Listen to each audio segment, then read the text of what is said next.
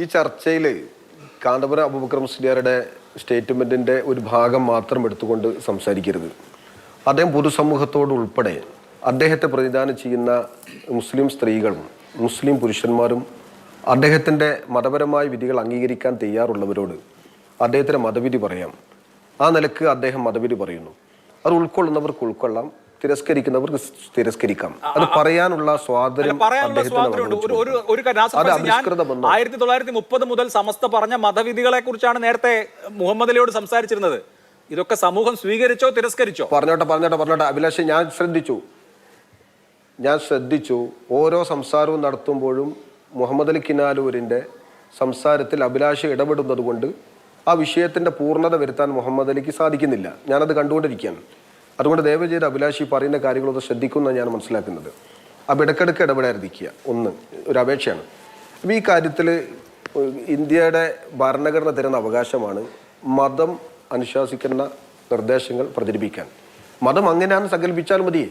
സ്ത്രീയും പുരുഷനും പരസ്പരം അന്യ സ്ത്രീ പുരുഷന്മാർ നോക്കാൻ പാടില്ല എന്ന് മതം പറയുന്നു. ആ മതം പറയുന്നത് അനുസരിച്ച് കൊണ്ട് ജീവിക്കാൻ ആ മതത്തിൻ്റെ വിശ്വാസികൾക്ക് സൗകര്യമുള്ള കാലത്തോളം അത് പറയാമെന്ന്.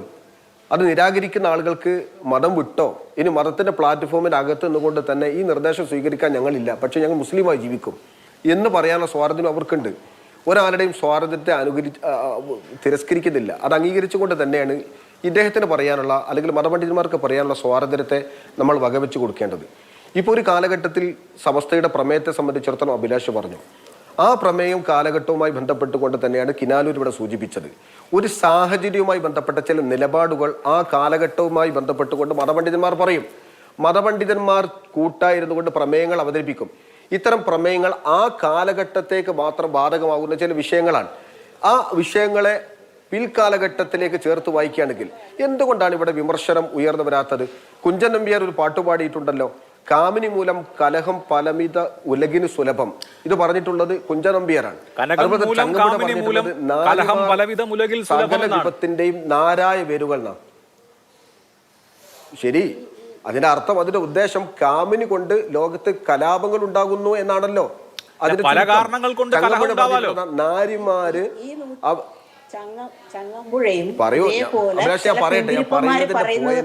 പിന്തിരിപ്പന്മാര് പറയുന്നൊന്നും എടുത്തു പറഞ്ഞ് ഈ ഇന്നത്തെ ആധുനിക കാലത്ത് പറയാൻ പറ്റിയ കാര്യങ്ങളല്ല. പിന്തിരിപ്പൻ ആശയങ്ങൾ കാലത്ത് ഉണ്ടായിട്ടുണ്ട്. അതത് കാലത്ത് അത് ആ കാലത്ത് ഇന്നൊരു കവിക്ക് അത് പറയാൻ പറ്റില്ല. പറയുന്ന നിലപാടാണെങ്കിൽ ആ പിന്തിരിപ്പന്മാർ പറയുന്നതിന്റെ അത് ഞാൻ പറയട്ടെ. പിന്തിരിപ്പൻ എന്ന് പറയുന്നത് കുഞ്ഞൻ നമ്പ്യാരോടാണോ നാസർ വൈസിയോടാണോ സുൽഫത്ത് പറയുന്നത്? ഞാൻ കുഞ്ഞൻ നമ്പ്യാരാണ് ഉദ്ധരിച്ചത്. കുഞ്ഞൻ നമ്പ്യാരോട് വിരോധം ഉണ്ടെങ്കിൽ അത് അദ്ദേഹത്തിന് ഞാൻ പറഞ്ഞു കഥയില്ലാത്ത ഒരു കാര്യമില്ലാത്ത ചർച്ചയിലേക്ക് പോകില്ല. ഇവിടെ ഞാൻ ചോദിച്ച ചോദ്യം വളരെ സങ്കടമാണല്ലോ. മുസ്ലിം സമുദായത്തിലെ പെൺകുട്ടികൾ അക്ഷരം പഠിക്കരുത് എന്ന് സമസ്ത നിലപാടെടുത്തിട്ട് ആ നിലപാട് തിരസ്കരിക്കപ്പെട്ടല്ലോ എന്നുള്ളതാണ് എന്റെ ചോദ്യം. അതുപോലെ തന്നെ പരസ്പരം നോക്കിയാൽ മതത്തിന് പുറത്താകും എന്ന് പറയുന്നത് ആരാണ് സ്വീകരിക്കുന്നത്? കേരളത്തിലെ ശ്രീ നാസർ ഫൈസി, അങ്ങയുടെ കുടുംബത്തിലടക്കം പെൺകുട്ടികൾ സ്കൂളിൽ പോകാതിരിക്കുന്നുണ്ടോ? പരസ്പരം നോക്കാതിരിക്കുന്നുണ്ടോ? ഇടപഴകാതിരിക്കുന്നുണ്ടോ? അതൊരു സ്വാഭാവികതയല്ലേ? നമ്മുടെ സമൂഹം മുന്നോട്ട് പോകുന്ന ഒരു രീതി അതല്ലേ? അല്ലാതെ ആരെങ്കിലും മുറിക്കകത്ത് അടച്ചിടാൻ പറ്റുമോ? അഭിലാഷേ, ഞാൻ ആ പറയുന്ന വിഷയത്തിന്റെ പൂർണ്ണത കൈവരിക്കുന്നതിന് മുമ്പ് സുൽഫത്തും അഭിലാഷും ഇടപെട്ടാൽ ആ വിഷയം പൂർത്തിയായി ഞാൻ പറഞ്ഞു വന്നിട്ടുള്ളത്. സുൽഫത്ത് ഇതിൽ ശുഭരാവണ്ട. ആ കവിത വരുന്ന സമയത്ത് ആ കവിതയെ ആ കാലഘട്ടത്തിൽ ആരും തിരസ്കരിച്ചിട്ടില്ല. അതിന്റെ വലിയ ഒരു സ്ത്രീ പ്രകടനവും ഒരു ഭാഗത്തും കണ്ടില്ല. കുഞ്ഞൻ നമ്പ്യാരെ പോലെ തന്നെ ചങ്ങമ്പുഴ പറഞ്ഞിട്ടുണ്ട്, നാരിമാർ വിശ്വവിപത്തിന്റെ നാരായ വേരുകളാണെന്ന് ചങ്ങമ്പുഴ പറഞ്ഞിട്ടുണ്ട്. ഇത് പറഞ്ഞതിന്റെ പേരിൽ ചങ്ങമ്പുഴയെ നിരോധിക്കാനും ചങ്ങമ്പുഴയുടെ ഗ്രന്ഥങ്ങൾ ചുട്ടുകരിക്കാനും ഒരു പെൺ സമുദായവും ഒരു പെൺ സമൂഹവും നാളിതുവരെ അവർക്ക് ശുഭിതമായിട്ടില്ല.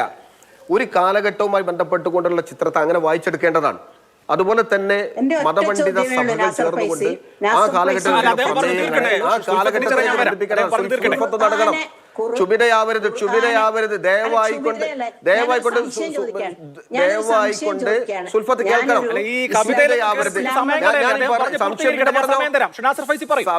സംശയം സുൽഫത്ത് പറഞ്ഞോ? സുൽഫത്തിന് ഖുർആൻ ഉദ്ധരിച്ചുകൊണ്ട് ഇതിന് മറുപടി പറയാം. സുൽഫത്തിന് പിന്നെ ചങ്ങമ്പുഴ ഉദ്ധരിച്ചുകൊണ്ട് മറുപടി പറയാം. അത് പറഞ്ഞോളൂ, ഞാൻ വിരോധമല്ല. ഞാൻ പറഞ്ഞിട്ടുള്ള കാര്യങ്ങൾ എന്താ? ബ്രിട്ടീഷ് വിരുദ്ധ സമരത്തിന്റെ ഭാഗമായി പണ്ഡിതന്മാർ പറഞ്ഞിട്ടില്ലേ അഭിലാഷ് ഇംഗ്ലീഷ് ഭാഷ പാടില്ല, ഇംഗ്ലീഷ് ഹറാമാന്ന് പണ്ഡിതന്മാർ പറഞ്ഞിട്ടില്ലേ? അത് ഇംഗ്ലീഷിനോടുള്ള വിമുഖതയല്ല.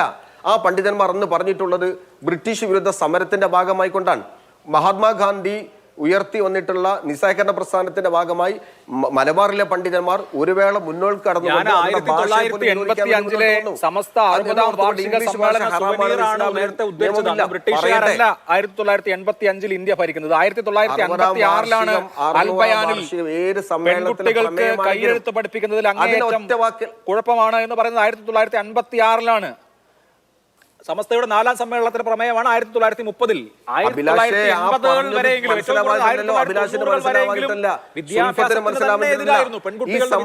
മനസ്സിലാവാഞ്ഞിട്ടല്ല. ഒരു കാലഘട്ടത്തിന്റെ 60ാം വാർഷികത്തിലെ സോവനീറിൽ എഴുതുന്നത് സമസ്തയുടെ പഴയകാല സമ്മേളനത്തിലെ പ്രമേയം ഉദ്ധരിക്കുന്നു എന്ന് പറഞ്ഞാൽ ആ നിയമത്തെ സമകാലികമായി കൊണ്ട് അവതരിപ്പിക്കുന്നതല്ല.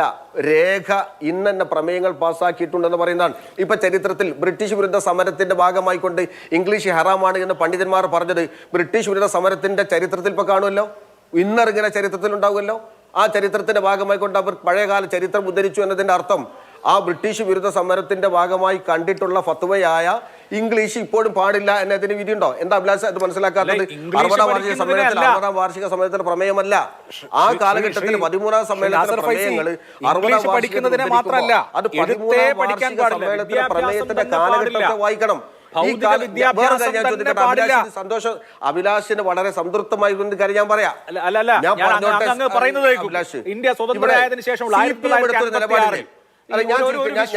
ഒരു സമസ്തയുടെ അനുയായ വിശ്വാസി അൽബയാൻ പത്രാധിപരോട് എഴുതി ചോദിച്ചു, ബഹുമാനപ്പെട്ട അൽബയാൻ പത്രാധിപരുടെ ഹറത്തിലേക്ക് ബഹുമാന്യനെ, എന്നാൽ പെൺകുട്ടികൾക്ക് കിതാബ് പഠിപ്പിക്കുന്നതിൽ നമ്മുടെ ഷൈഇന്റെ വിധി എന്താണ്? അപ്പോ അദ്ദേഹത്തിന്റെ മറുപടി, പെൺകുട്ടികൾക്ക് കൈയെഴുത്ത് പഠിപ്പിക്കുന്നതിൽ അങ്ങേയറ്റമുള്ള വിധി കറാഹത്താണ് എന്നത് തുടങ്ങി പിന്നെ ബാക്കി മുഴുവൻ മതപരമായ പദങ്ങളായതുകൊണ്ടാണ് ഞാൻ ഉദ്ധരിച്ച തെറ്റെന്നുള്ളതുകൊണ്ടാണ് പറയാത്തത്. എന്തായാലും പത്രാധിപർ അങ്ങോട്ട് പറഞ്ഞിരിക്കുന്ന മറുപടി, അതായത് സമസ്തയുടെ മറുപടി, പെൺകുട്ടികളെ എഴുത്ത് പഠിപ്പിക്കാൻ പാടില്ലെന്നാണ്. അതിൽ ഇംഗ്ലീഷോ സാമ്രാജ്യത്വ വിരുദ്ധതയോ ഒന്നുമില്ല. ഇന്ത്യ സ്വാതന്ത്ര്യമായതിനു ശേഷം 1956 ഒരു വിശ്വാസി അങ്ങോട്ട് പഠിപ്പിച്ചോട്ടെ എന്റെ കുട്ടിയെന്ന് ചോദിക്കുമ്പോൾ പറ്റില്ല എന്ന് പറയുന്നതിൽ എന്ത് സാമ്രാജ്യത്വ വിരുദ്ധത, എന്ത് ബ്രിട്ടീഷ് വിരുദ്ധ പോരാട്ടം ഒന്നും അല്ലെന്ന് ഇപ്പൊ കാന്തപുരം പറയുന്നത് തന്നെയാണ് അന്ന് സമസ്ത പണ്ഡിതർ പറഞ്ഞുകൊണ്ടിരുന്നത്. അഭിലാഷ് വിശദീകരണം അവസാനിപ്പിക്കും. ഒരൊറ്റ മറുപടി മാത്രമേ അതിലുള്ളൂ.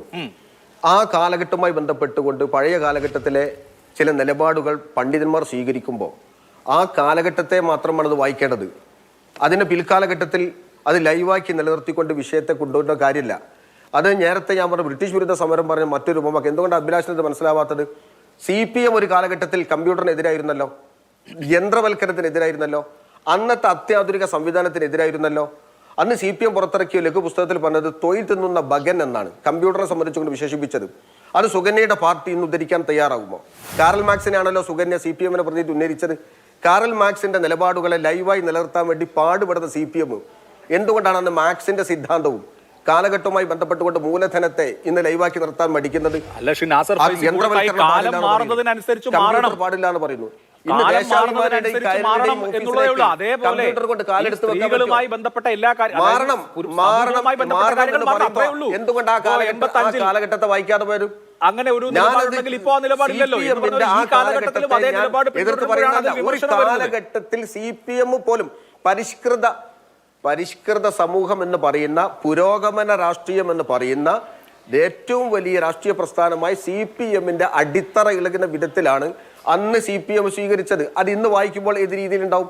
ഈ പുസ്തകം ഒന്ന് പുനഃപ്രസിദ്ധീകരിക്കാൻ തൊഴിൽ തിന്നുന്ന ബഗൻ എന്ന പുസ്തകം കമ്പ്യൂട്ടറിനെതിരെ നിലപാടെടുത്തതുപോലെയാണ് ഞങ്ങൾ സ്ത്രീ വിദ്യാഭ്യാസത്തിനെതിരെ നിലപാടെടുത്തത്.